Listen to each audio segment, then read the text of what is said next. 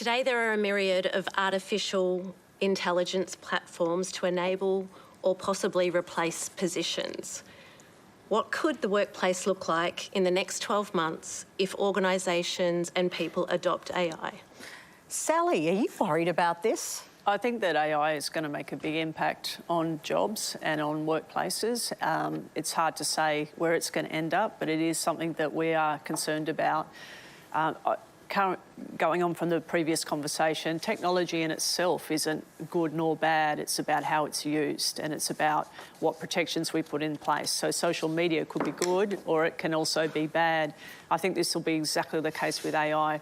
If we just leave it to the tech billionaires and to governments overseas, as we've seen, to make up the rules about what we see and how we see it, or for this matter, how it's programmed, what data goes in, what decisions it's allowed to make, and we don't say we need to put humans at the centre of it, in this case workers at the centre of it, it won't drive good jobs. It could do things like de-skill people. It could mean that, the machine will decide that you're sacked, not a person.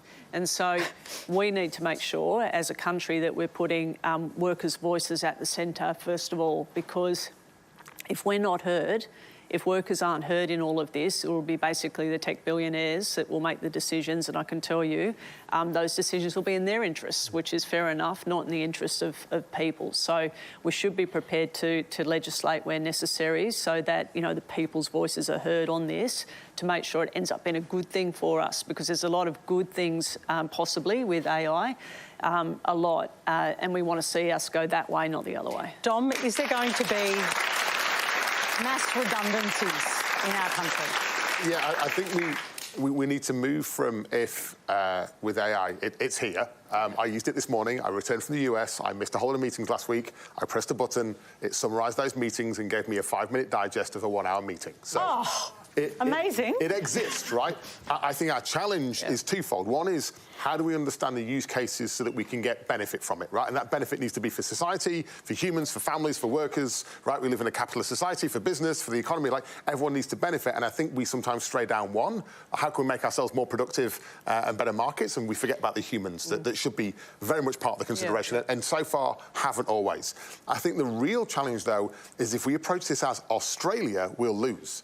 It's a global market, right? So we can make some great rules locally that protect ourselves. If that means we can't do business on a global scale, we're going to miss that. Now, the question was about jobs in the next 12 months. Everyone's job's going to be impacted by AI in the next 12 months. Like significantly? Everyone's job will be impacted by AI in the next 12 months. OK, but there are different scenarios. Like, it could make your job better, or you could lose your job. But we need to do it on purpose. So the real challenge is reskilling.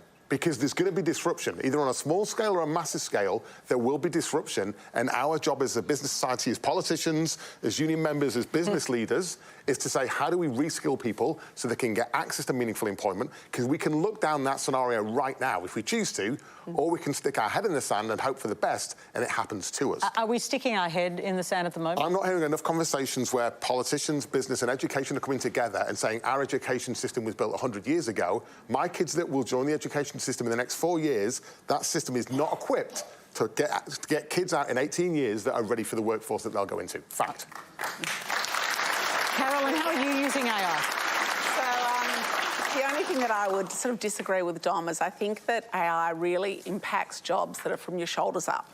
So if you are out, you're working in a hospital, you are, building roads, I think that's very different in the impact than... Oh, he's about to disagree with you! However, I use AI all the time. For example, every meeting I go to, AI plugs into the meeting. It takes all the minutes, summarises it, does it far better than anyone else. I think we need to be excited by AI. I think we want to embrace it. I think it is the biggest revolution we can... How can people get excited when they have so much fear, though? Play with it. It's there. It's free. You can go. Anyone in this room, anyone watching, can go and play with ChatGPT right now. Yeah. Write a poem. Write a Mother's Day card. They don't write very good poems. There you go. But you can play with it and try it and start to see what the opportunities are. Because I think when we do that, to Karen's point, Carol, so are you ways I use it? Yeah. So it does all your minutes. For example, if you're doing a position description, you'll say, well, if I was wanting the role to be a financial controller, what would a position description look like? If I was wanting it to be the CFO, what would it look like?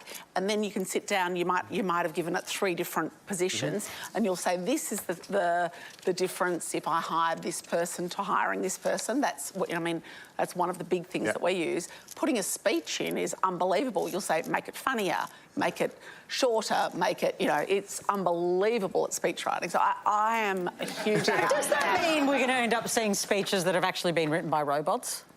Definitely. Yeah. They're going to be boring. Do you worry about that?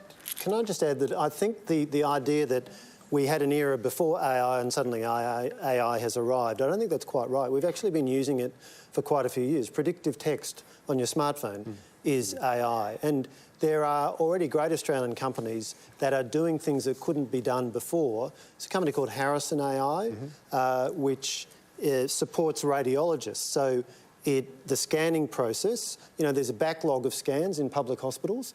You go and have your scan, then it can take a while before a radiologist gets to it. They now say that they are used in about 20% or 25% of radiology practices across Australia.